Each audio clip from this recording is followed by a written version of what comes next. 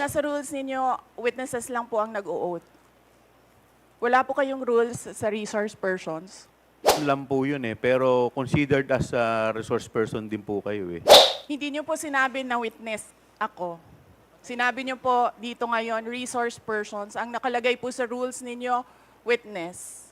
Yes, Vice when you President. sent a letter to the Office of the Vice President, you attached a copy of the rules Okay.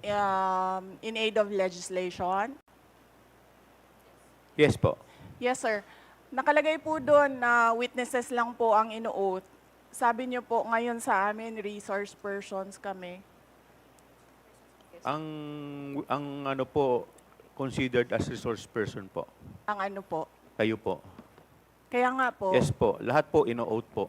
Yes. Apo. Nakalagay po sa rules ninyo, witnesses. Eh, nakalagay po dito ngayon sa table, resource persons. Lahat po considered as a resource person and witness. Lahat po naman kayo, lahat resource person pa eh. Wala pa naman po tayong tinatawag na, lahat po considered as resource person pa lang po. Right. Opo. Ang nasa rules ninyo, witnesses lang po ang nag-o-oath. Wala po kayong rules sa resource persons.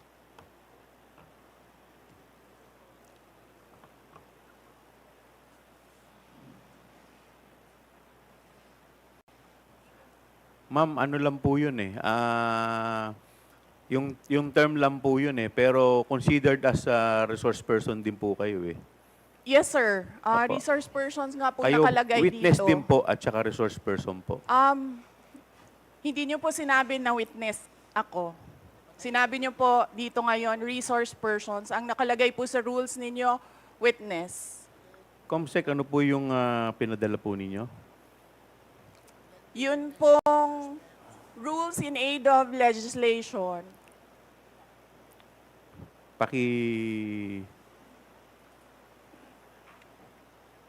Mr. Chair, point of order. What is the point of order of the Honorable Because Congressman this issue about Macapagal? witness, resource person, etc., etc. Ma'am, pakilakas lang po, hindi po marinig. Persons and accused has been taken up in previous legislative inquiries in aid of legislation. I want to quote a December 8, 2008 hearing in the Senate, where Senator Miriam Defensor Santiago issued, had an opinion on a similar situation, but she quoted a Supreme Court ruling. So,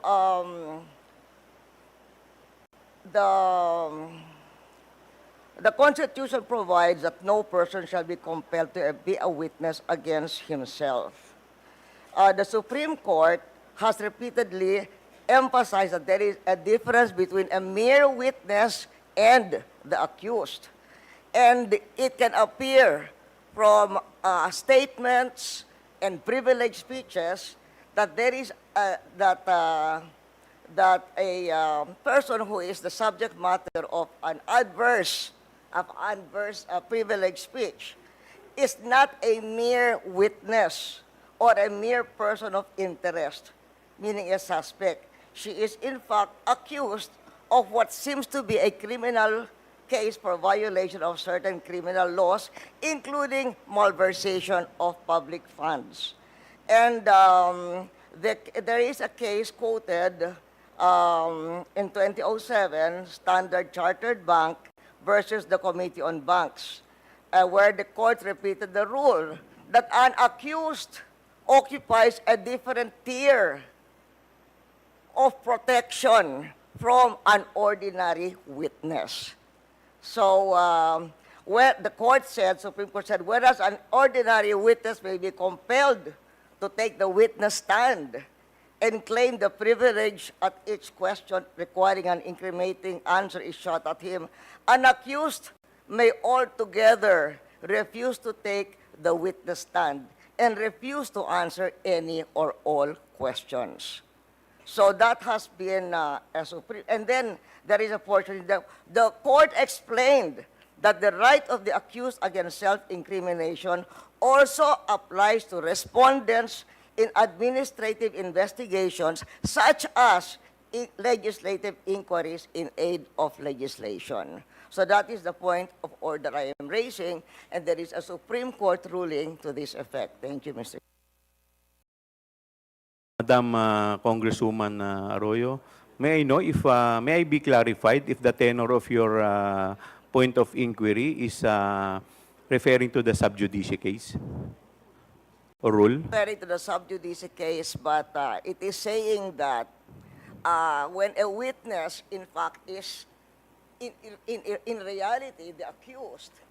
Ma'am, pakilakas po ng konti. Medyo hindi ko po... What he's saying is that if by the nature, for instance, of the privileged speech, if the witness is not a mere but the person being asked is not a mere witness or a mere person of interest, he is in fact the accused of what seems to be a case including malversation of public funds. And the court repeated the rule that an accused occupies a different tier of protection from an ordinary witness. So from given what Miriam Defensor Santiago said and the Supreme Court ruling that she's quoting, we cannot, what do you call this? We cannot just trivialize. Kasi you're just a witness. You're a witness. Pareho na rin yung witness, resource person. They are not the same. The Supreme Court says they are not the same. And somebody who appears to be the accused has a different tier of protection from a witness. And in fact, can refuse to take the witness stand. Congressman Flores, you're recognized. Mr. Chair, this is an inquiry in aid of legislation, and no one is Mr. technically accused of any wrongdoing here, Mr. Chair. Mr. Chair, look at the speech. Ma'am, Look at the please, speech, Mr. Chair, ma'am, the privilege. please wait to be Mr. recognized. Chair, first. may I request a Wait. 1 I will, minute I will- recess? 1 minute. 1 minute Thank recess you. declared by the Yes. chair.